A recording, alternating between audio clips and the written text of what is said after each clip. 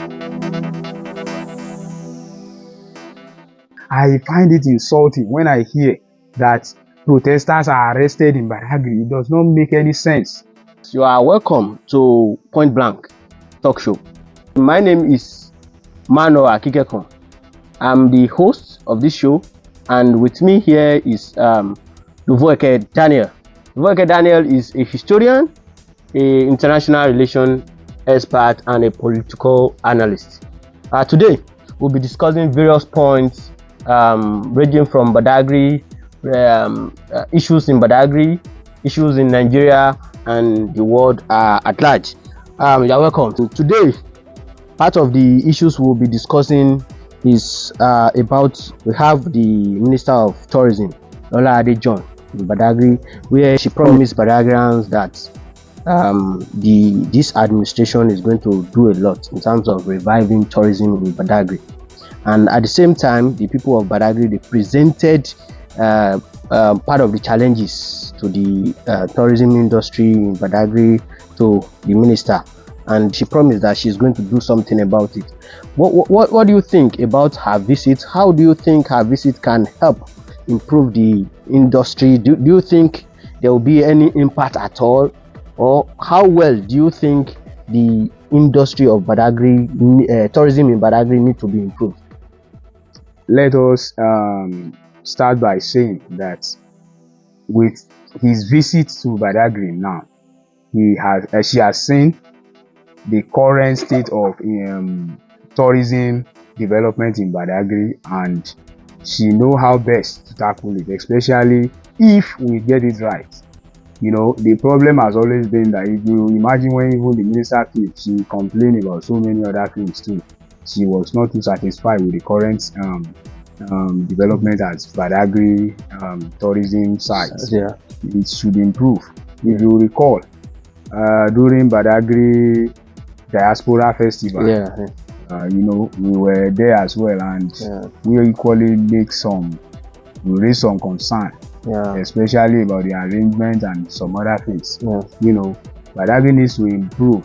We shouldn't be displaying Badagry like an archaic society. We have to improve, and we need a better representation. There is no other time to represent Badagry better than now. We have young, active, and vibrant people who are there to represent us.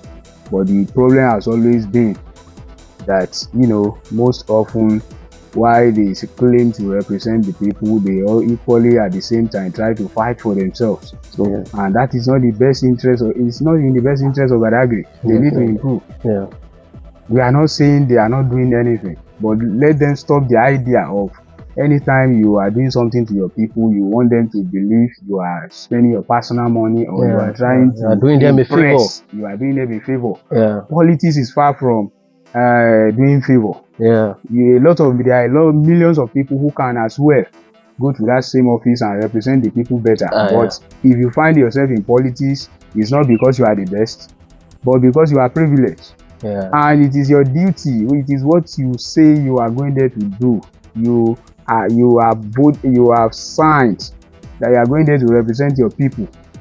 You are getting paid for that.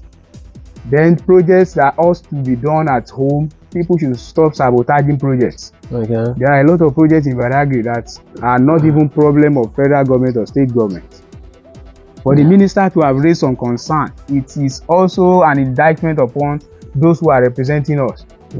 Definitely federal government must have been doing some things to Badagry, but which she couldn't find. Exactly. But she couldn't point them out. She can't categorically start voicing out her anger in public. Look, the federal government has done this, the federal government has done that, why is it not happening? The state government has done this, so why is it not happening? But the issue is, Badagrians, we must equally try to understand that people who are equally complaining about good governance, people who are always agitating about good, they are not enemies of Badagry. If we start seeing politics from the angle of opposition, that opposition are very vibrant to development. If there is in fact, in the UK, you see opposition is officially recognized. They have an official recognition. Contrary to what it is. Yes, here you see opposition as enemy, but opposition have a role to play. You know, when everybody is going in the same direction, then there is no critical thinking. Yeah, definitely. And you know, for you to have critical thinking, there must be people who will disagree with your opinions. Disagreeing with your opinion does not make them your enemy. And it will also give you the chance to think twice, think the other way around, look for other options. Exactly. So people have to just start thinking beyond the box. Let Badagrians start to ask questions. It is your duty when you vote in people. They are not just voted there. You don't leave them that okay, we will come back to us in 4 years time. Hey, but we have a representative who is not working. We have the right to recall them. Definitely. We have that power by constitution, but a lot of people do not understand all this. And even when you see some people who are voicing out their anger on social media or different platforms by protests or anything, I find it insulting when I hear that protesters are arrested in Badagry. It does not make any sense. Badagry should not be in the state it is. In every sector, not only in tourism. Its role in every area of Nigeria happens to be the base, the foundation to every kind of Western civilization in Nigeria. And people have heard about Badagry. But at the point of visit, they are amazed at what they see. You know, on paper, people when they hear Badagry and the level of development they have had, that Badagry actually orchestrated them to Nigeria, people will wonder when they get here. They think Badagry should be like a small London or a Dubai. But on visit, they saw different things. Why? And that is why a scholar wrote a book. He said, How Africa Underdeveloped Africa. You know, when we try to blame Europeans for all our problems, we shouldn't forget what we have actually created for ourselves. And the idea of trying to use politics of divide and rule has always been introduced to us, and it has continued to thrive. When you voice out your opposition to a particular policies that are irrational, even those who are affected, but because of stomach infrastructure, they want to get the benefit and the favor of the government of the day, they refuse to critique. We have state legislators, we have federal legislators, so they have to use that power of lobbies. Let them continue to lobby the executive. They can bring a lot of good things to Badagry. We want to hope that the minister would do something about what has been presented to us. All right, I think Badagrians are watching, and definitely they are one or two people will learn something from what we are talking about. And I think everybody in this case has a role to play in terms of making government policy work, government projects, making them work, making them successful, making them function over time. Thank you very much. We'll be going to our next topic for the day. Today we'll be looking at in a couple of days time, this administration will be 1 year in office. We have seen from the day one of the administration, the president has announced an end to subsidy, and several other policies has came in. What can you say about the government in a few words? Like a year, is it success? Is it what? How can you rate the government? I won't want to say that the government has failed. Because this is a government that has just come to office, and we are talking about 1 year. Now we have an administration who has used about 8 years without anything to show for it. That, you know, the former administration has bastardized Nigerian economy to a stage that it only takes miracle to survive the present predicament.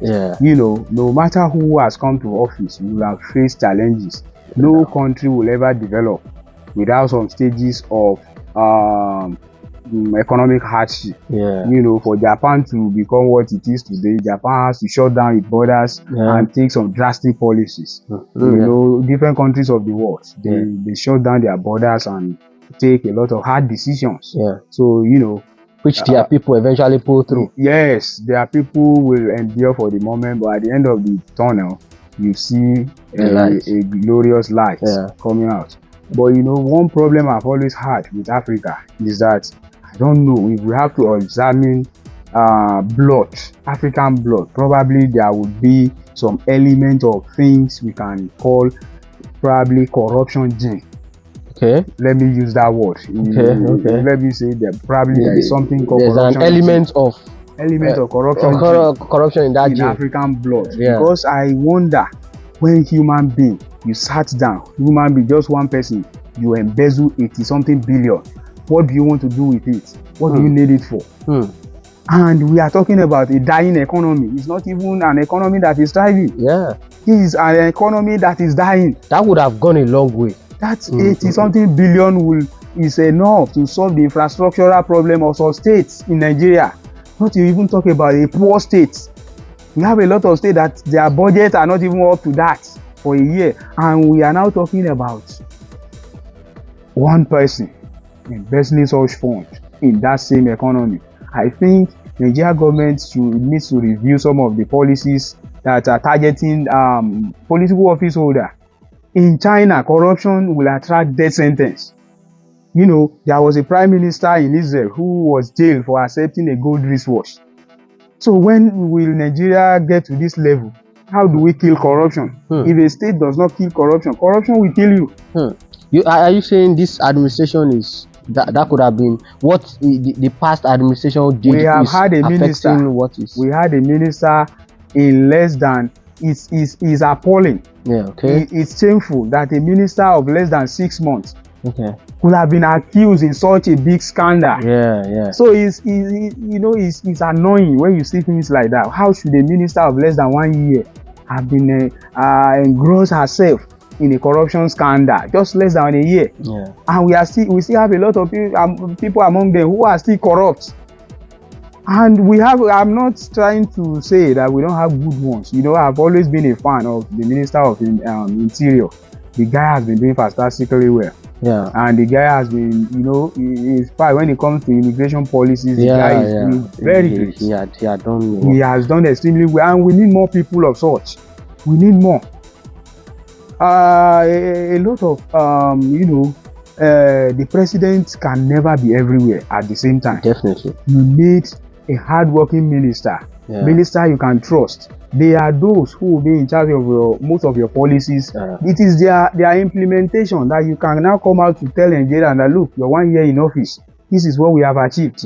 Your report will go back to the president, and the president will have to look at it. No, we have done well. But most often, you see ministers go live on air. Look at the former administration minister. How can a state like Nigeria hire an airline and parade it as Nigerian air? People like that should be jailed. They should go to court, face the process. There should be no bail application for such people. They have to be jailed. They have to go. Yes, it's a slap on Nigeria. Ethiopia. What is the GDP of Ethiopia compared to Nigeria? So you now imagine if Ethiopia airline is now what Nigeria is now using to showcase herself. It is insulting. And a lot of funds would have gone in for that. Yes, a lot of billions has rolled. Now, if I have to talk about the president, the first statement the president made, fuel subsidy is gone. I made an analysis on Facebook and I told people, I said, look, this statement will have a colossal effect on Nigeria economy. What did I mean? I told people, I said, look, Nigeria economy is largely dependent upon fuel. That is petrol. Now, the end user of every product will be the one to pay heavily, because when you remove fuel subsidy because of sabotage, which we understand, bunkering and all others activities that illegal, all these marketers too, they are not faithful. They import fuel, they extort federal government and take more money. Now you now consider the fact that the issue of smugglers now taking our fuel to a subsidized fuel for Nigerians is now taken to neighboring countries. What is the implication? The implication is that Nigeria will continue to pay for our neighbors.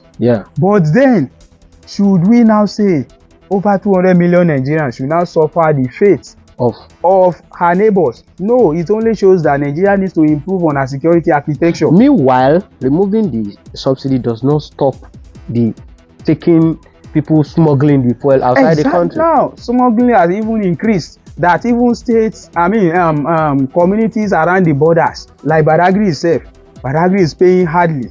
How do you hear it that recently Badagry were buying fuel for over 1,000 naira? Even up till now, while fuel in Lagos is still being sold around 6 something and 5 something. Yeah. Now in Badagry, you are still buying fuel for now as more high as 950. Yeah.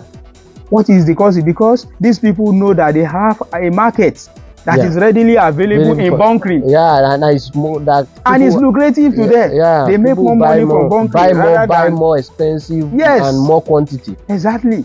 Now the indigenes are now suffering for it. What is the consequence upon the economy? Yeah. Badagry economy. Oh, what do we have to? It means that Badagrians, despite their God-given gifts, the land, the agriculture that they make, they will still have to pay more because fuel. If you go to your farm to farm any products, you will still transport it. Even though the seedlings you buy, you are still going to transport it to the farm. What you are selling in the market, you need to transport it to the market. What you want to sell, you go and buy it from somewhere, you bring it to the market. And even the buyer. So you now see that the effect of bunkering will tell on Badagrians itself.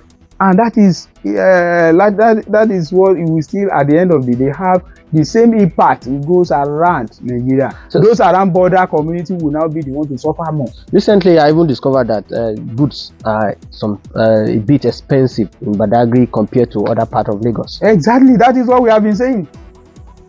Transportation is the soul of every economy.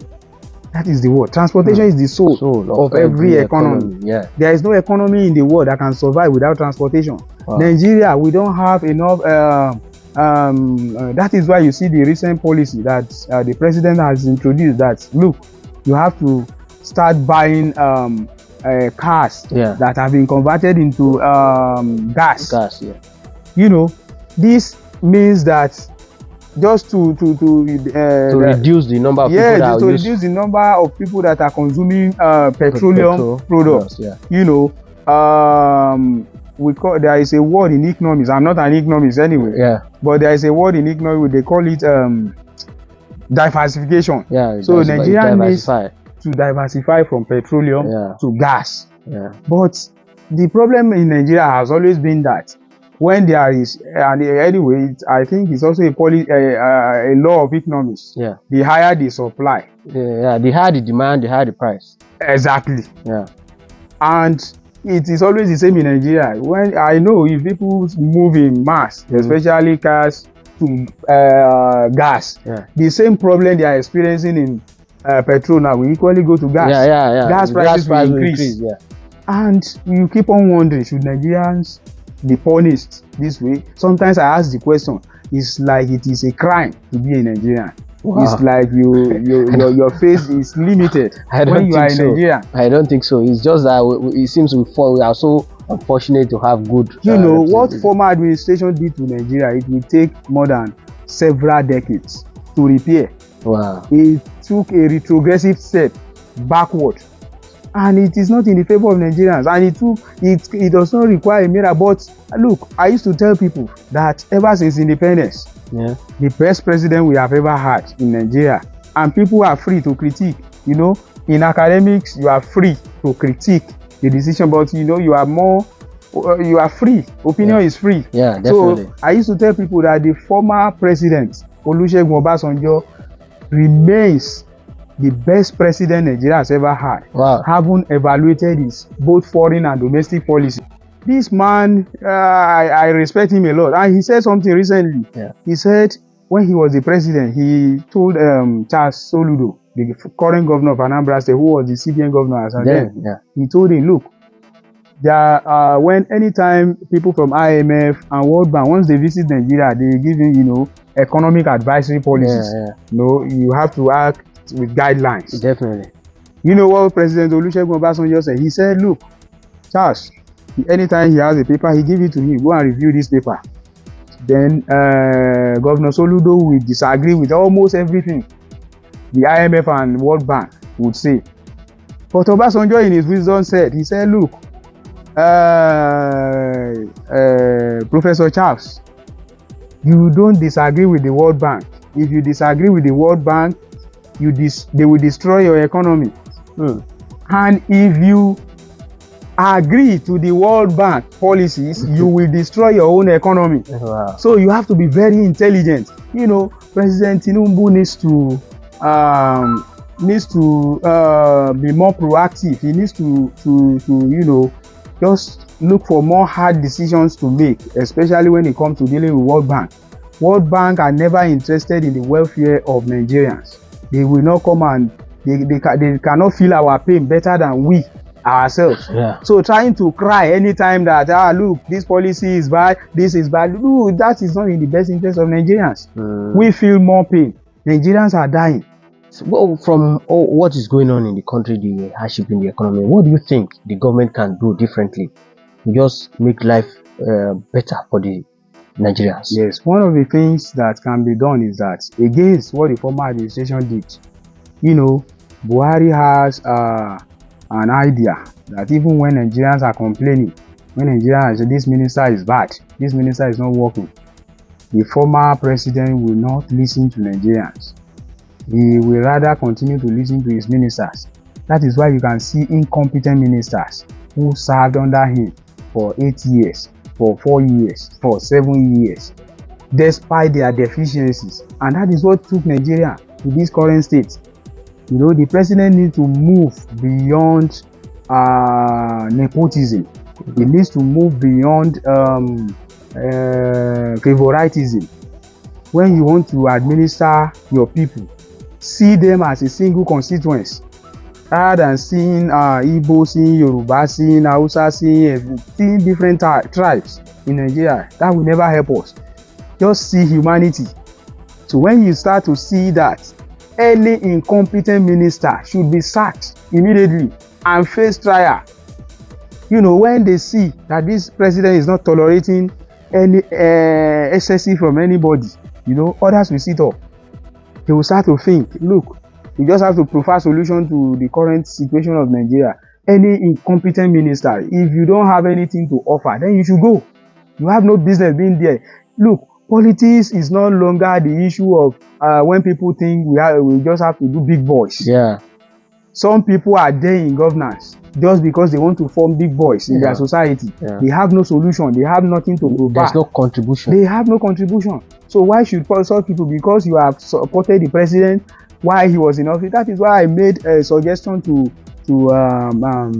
Vanguard newspaper some times ago. I said the president needs to look beyond party sentiments. If you are making an appointment, look for competent people. It does not necessarily mean they have to come from your party. Yeah. We understand. Your tribe. Yes. Your party has contributed to your success. We know. But now you are no longer a party man. You are now the president of those who voted for you and those who did not vote for you. Yeah. So and now you will be responsible for them. Everybody. Yeah. Both those who voted for you, and you must see them. Look, these people, anytime they are complaining, do not see them from the angle of opposition. Yeah. See them like, look, set up a committee. What they are saying, is it true or not? Or not? If it is true, then you take up responsibility. That is how to become a leader. A leader is a servant. Leaders, but in Africa, I can see leaders are turning to become a dictator. They no longer listen to their people. Our viewers, we thank you all for being with us. Today's show is proudly sponsored by Dando Construction Company. This is one of the leading construction companies in Badagry as we speak, and in Nigeria, in terms of building your house, building any form of construction you want to do.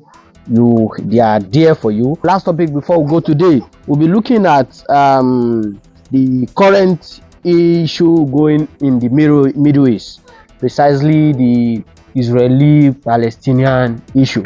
I believe as a historian you have a lot to say about that.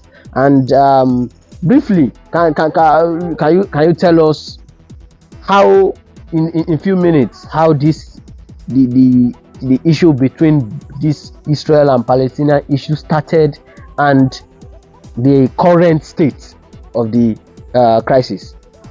You see, I do tell people why, especially in Africa and some other part of the world, why we look at issues not as they happen, but rather with sentiments. it will not help the world at large. But we need to treat issues according to how it happened. Yeah. You know, during the Second World War, Israel does not exist as a state. You know, they are people that are spread across the world, and they faced a lot of persecution during the Second World War. You know, there have been the Zionist movements even earlier than that. As at I think, if I'm not mistaken, 1917, we have had that movement, and the movement has been one that is moving towards uniting the whole of the state of Israel, the people of Israel, to move towards a particular place and occupy. You know, while during the Second World War, it was aggravated by Adolf Hitler, who eliminated 6 million Jews in the Holocaust in 1939. So if you imagine that, people, Israelis, Jews, for that matter, because they do not have a particular place they can call their own state, and only one man who became mad overnight, let me use that word, should now come out and eliminate 6 million. Just from, I know it is not the Jews, the people who were killed were not Jews alone, but the numbers of Jews alone were 6 million. So then it brings the question, where can we call the state of Israel?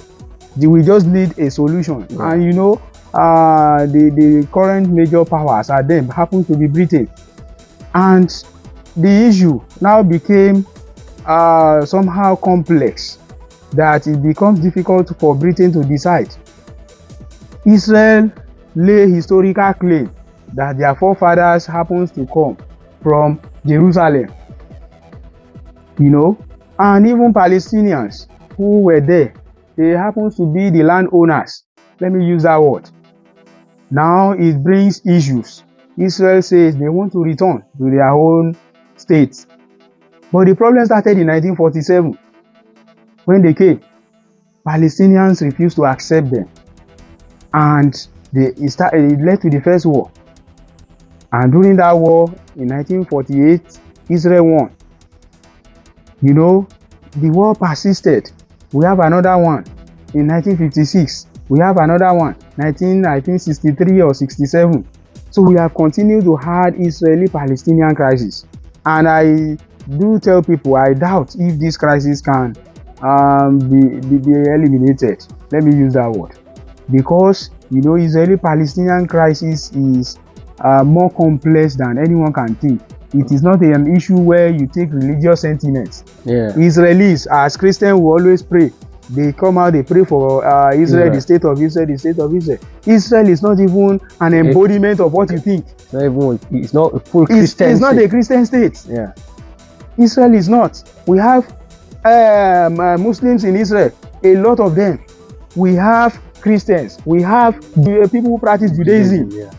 Now, these three people, when it comes to war, they unite as one and fight against their perceived enemy. And thank you for staying with us. I think our time is fast spent. This is Point Blank. We are coming right from Nigeria, from Lagos State. Still the same time, 4 p.m. on Sundays. We will be coming live. Thank you so much. Have a nice evening. I wish you a great week ahead. Thank you.